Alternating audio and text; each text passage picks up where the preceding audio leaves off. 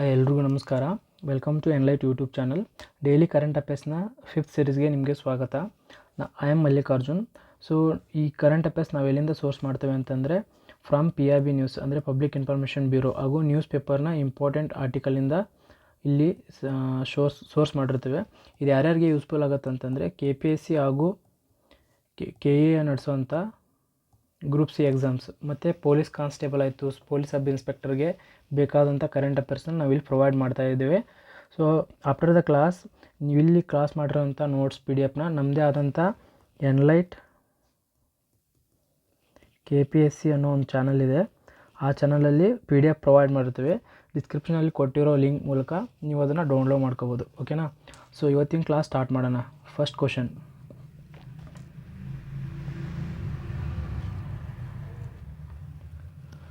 Wear is the Bondla wildlife sanctuary located? Bondla ವನ್ಯಜೀವಿ ಅಭಯಾರಣ್ಯ ಎಲ್ಲಿ ಇದೆ ಅಂತ ಕೇಳಿದ್ದಾರೆ. ಇದು ಎಲ್ಲಿದೆ ಅಂತಂದರೆ ಇಟ್ ಈಸ್ ಇನ್ ಗೋವಾದಲ್ಲಿದೆ. ಓಕೆನಾ? ಇದು ಯಾಕೆ ನ್ಯೂಸಲ್ಲಿದೆ ಅಂತಂದರೆ ರೀಸೆಂಟ್ಲಿ ಇದು ಗೋವಾದ್ದು ಒಂದೇ ಒಂದು ಜೂ ಅಂದರೆ ಒಂದು ಜೂ ಮಾತ್ರ ಗೋವಾದಲ್ಲಿದೆ. ಅದರ ಹೆಸರು ಏನಂದರೆ ಬೋಂಡ್ಲಾ ವೈಲ್ಡ್ ಲೈಫ್ ಸ್ಯಾಂಕ್ಚುರಿ ಅನ್ನೋದು. ರೀಸೆಂಟ್ಲಿ ಏನಾಗುತ್ತೆ, ಇದಕ್ಕೆ 12 ಆ್ಯನಿಮಲ್ಸ್ನ ಟ್ರಾನ್ಸ್ಫರ್ ಮಾಡ್ತಾರೆ, ಜಿಂಕೆ ಮತ್ತು ಕರಡಿಗಳನ್ನ. ಅದಕ್ಕೆ ಇದು ನ್ಯೂಸಲ್ಲಿರುತ್ತೆ. ಇದು ಗೋವಾದಲ್ಲಿ ಯಾವ ಪಾರ್ಟಲ್ಲಿ ಕಂಡು ಬರುತ್ತೆ ಅಂತಂದರೆ ನಾರ್ತ್ ವೆಸ್ಟರ್ನ್ ಪಾರ್ಟ್ ಆಫ್ ಗೋವಾದಲ್ಲಿದೆ ಇದು. ಓಕೆನಾ? North western part of Goa. So ಇಲ್ಲಿರೋಂಥ ಕ್ಲೈಮೇಟಿಕ್ ಕಂಡೀಷನ್ ಏನಿದೆ ಅಂತಂದರೆ ಒಂದು ಮಾಯ್ಸ್ಟ್ ಡೆಸಿಡಿಯಸ್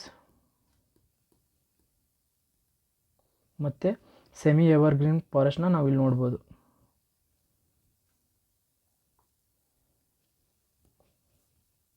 ಸೊ ಇದು ಗೋವಾದ ಒಂದೇ ಒಂದು ಜೂ ಆಗಿರೋದ್ರಿಂದ ಇದನ್ನು ಕೇಳೋವಂಥ ಚಾನ್ಸಸ್ ಇದೆ. Okay, next question, which country own gold medal in both under 18 boys and under 18 girls kabaddi event at the 2025 Asian youth games ಅಂತ. 2025 ಏಷ್ಯನ್ ಯುವ ಕ್ರೀಡಾಕೂಟದಲ್ಲಿ ಅಂಡರ್ 18 ಹುಡುಗರು ಮತ್ತು ಹುಡುಗಿಯರ ಕಬಡ್ಡಿ ಸ್ಪರ್ಧೆಗಳಲ್ಲಿ ಚಿನ್ನದ ಪದಕವನ್ನು ಗೆದ್ದ ದೇಶ ಯಾವುದು ಅಂತ ಕೇಳಿದ್ದಾರೆ. ಇದು ಯಾವುದಪ್ಪ ಅಂತಂದರೆ ಇದು ನಮ್ಮ ದೇಶ ಇಂಡಿಯಾ, ಭಾರತ ಆಗಿರುತ್ತೆ.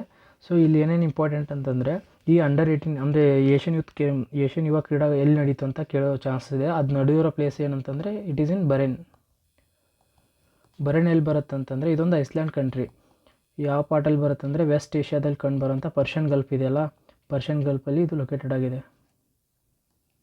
ಸೊ ಬರೇನ್ ಕ್ಯಾಪಿಟಲ್ ಬಂದ್ಬಿಟ್ಟು ಮನಮಾ ಅನ್ನೋದು. ಹಾಗೆ ಇನ್ನೊಂದು ಏನು ಇಂಪಾರ್ಟೆಂಟ್ ಅಂತಂದರೆ ಅಂಡರ್ 18 ಬಾಯ್ಸ್ ಟೀಮ್ ಇದೆಯಲ್ಲ, ಇದ್ರ ಕ್ಯಾಪ್ಟನ್ ಯಾರಾಗಿದ್ರು ಅಂತಂದರೆ ಇಶಾಂತ್ ರಾತೀಶ್ ಅಂತ ಇದ್ರ ಕ್ಯಾಪ್ಟನ್ ಆಗಿರ್ತಾರೆ. ಮತ್ತು ಅಂಡರ್ 18 ಗರ್ಲ್ಸ್ ಕ್ಯಾಪ್ಟನ್ ಯಾರಾಗಿರ್ತಾರೆ ಅಂತಂದರೆ ಆರ್ ಕಾರ್ತಿಕಾ ಅನ್ನೋರು ಕ್ಯಾಪ್ಟನ್ ಆಗಿರ್ತಾರೆ.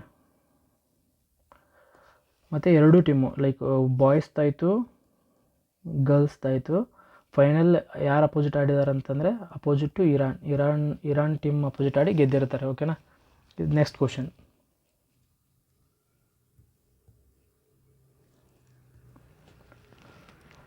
where has the Center for Artificial Learning and Intelligence for the Biological Research and Education has been launched ಅಂತ.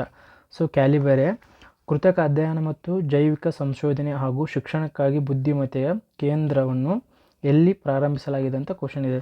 ಇದು ಎಲ್ಲಿ ಮಾಡಿದ್ದಾರೆ ಅಂತಂದರೆ ಇದು ನಮ್ಮ ಬೆಂಗಳೂರಲ್ಲಿ ಸ್ಟಾರ್ಟ್ ಮಾಡಿದ್ದಾರೆ. ಓಕೆನಾ? ಸೊ ಇದ್ರ ಬಗ್ಗೆ ಏನೇನು ತಿಳ್ಕೊಬೋದು ಅಂತಂದರೆ ಕ್ಯಾಲಿಬರ್ ಅಂತಂದರೆ centre for artificial intelligent and biological research education ಅಂತ. ಸೊ ಇದನ್ನು ಯಾರು ಲಾಂಚ್ ಮಾಡಿದ್ದಾರೆ ಅಂತಂದರೆ 2 ಇನ್ಸ್ಟಿಟ್ಯೂಟ್ ಇದೆ ಲಾಂಚ್ ಮಾಡಿದ್ದು. ಯಾವ್ಯಾವ್ದು ಅಂತಂದರೆ ಒಂದು national centre for biological science ಮತ್ತು ಇನ್ನೊಂದು international centre for theoretical science ಅಂತ ಇದೆ. ಇವೆರಡು ಸೇರಿಕೊಂಡು under Tata institute of fundamental research ಅಂತ ಒಂದು ಇನ್ಸ್ಟಿಟ್ಯೂಟ್ ಇದೆ. ಇದರ ಅಂಡರಲ್ಲಿ national centre for biological science and international centre for theoretical science ಇವೆರಡು ಸ್ಟಾರ್ಟ್ ಮಾಡಿದ್ದಾರೆ. ಇದರ ಏಮ್ ಏನಪ್ಪ ಅಂತಂತಂದರೆ integrating AI in biological research. So biological research ಜೊತೆ AI ಇಂಟಿಗ್ರೇಟ್ ಮಾಡೋದು ಇದ್ರ ಏಮ್ ಆಗಿರುತ್ತೆ. ಇದು ಅದಕ್ಕೆ ಹೆಲ್ಪ್ ಮಾಡುತ್ತೆ ಅಂತಂದರೆ to address India's unique scientific and environmental challenge. ಇಂಡಿಯಾಗೆ ಇರೋಂಥ ಪ್ರತ್ಯೇಕ ಸೈಂಟಿಫಿಕ್ ಮತ್ತು ಎನ್ವೈರ್ಮೆಂಟ್ ಚಾಲೆಂಜ್ನ ಅಡ್ರೆಸ್ ಮಾಡೋಕ್ಕೆ ಇದು ಹೆಲ್ಪ್ ಮಾಡುತ್ತೆ. ಓಕೆನಾ? ಇದರಲ್ಲಿ ಏನೇನು ಇಂಪಾರ್ಟೆಂಟ್ ಅಂದರೆ ಈ ಪ್ರೋಗ್ರಾಮ್ನ ಯಾರು ಲಾಂಚ್ ಮಾಡಿದರು, ಅದು national centre for biological science ಮತ್ತು international centre for theoretical science under Tata institute of fundamental research. ಇದೆಲ್ಲಾಗಿದೆ ಅಂದರೆ ಬೆಂಗಳೂರಲ್ಲಾಗಿದೆ. ಬೆಂಗಳೂರಲ್ಲಾಗಿರೋದ್ರಿಂದ ಇಂಪಾರ್ಟೆಂಟು. ಇದನ್ನು ಕೆ ಇ ಅವ್ರು ಕೇಳೋಂಥ ಇಂಪಾರ್ಟೆನ್ಸ್ ತುಂಬ ಇರುತ್ತೆ. Okay, next question.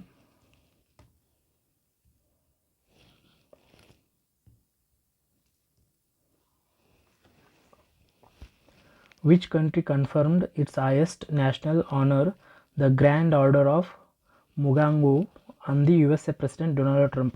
ಯಾವ ದೇಶವು ಅಮೆರಿಕ ಅಧ್ಯಕ್ಷನ ಡೊನಾಲ್ಡ್ ಟ್ರಂಪ್ಗೆ ಅವರಿಗೆ ತನ್ನ ಅತ್ಯುನ್ನತ ರಾಷ್ಟ್ರೀಯ ಗೌರವವಾದ ಗ್ರ್ಯಾಂಡ್ ಆರ್ಡರ್ ಆಫ್ ಮುಗಾಂಗು ಪ್ರಶಸ್ತಿಯನ್ನು ಪ್ರದಾನ ಮಾಡಿತು? ಇದು ಯಾವ ಕಂಟ್ರಿ ಅಂದರೆ ಸೌತ್ ಕೊರಿಯಾ. ರೀಸೆಂಟಾಗಿ ಸೌತ್ ಕೊರಿಯಾ ಡೊನಾಲ್ಡ್ ಟ್ರಂಪ್ ಅವರಿಗೆ ಈ ಅವಾರ್ಡ್ನ ಕೊಟ್ಟಿರುತ್ತೆ. ಸೊ ಇಲ್ಲಿ ಏನೇನು ಇಂಪಾರ್ಟೆಂಟ್ ಅಂತಂದರೆ, Donald Trump it is the first USA president to received it. ಅಂದರೆ ಫಸ್ಟ್ USA ರಾಷ್ಟ್ರಪತಿ ಇದನ್ನು ಪಡ್ಕೊಂಡಿರೋದು.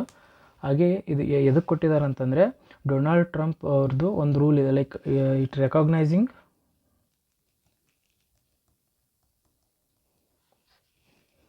Donald Trump is role in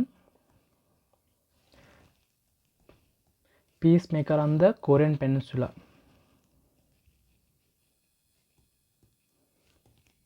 so Korean ರೀಸನಲ್ಲಿ ಪೀಸ್ ಅಂದರೆ ಶಾಂತಿಯನ್ನು ಮೇಂಟೈನ್ ಮಾಡೋಕ್ಕೋಸ್ಕರ ಇವ್ರು ಮಾಡಿರೋ ಎಫರ್ಟ್ಗೆ ಈ ಪ್ರಶಸ್ತಿನ ಸೌತ್ ಕೊರಿಯಾ ಕೊಟ್ಟಿರುತ್ತೆ. ಓಕೆನಾ, ಇದನ್ನು ನೆನಪಲ್ಲಿಟ್ಟು ಕೇಳೋಂಥ ಚಾನ್ಸಸ್ ಇದೆ. Next question.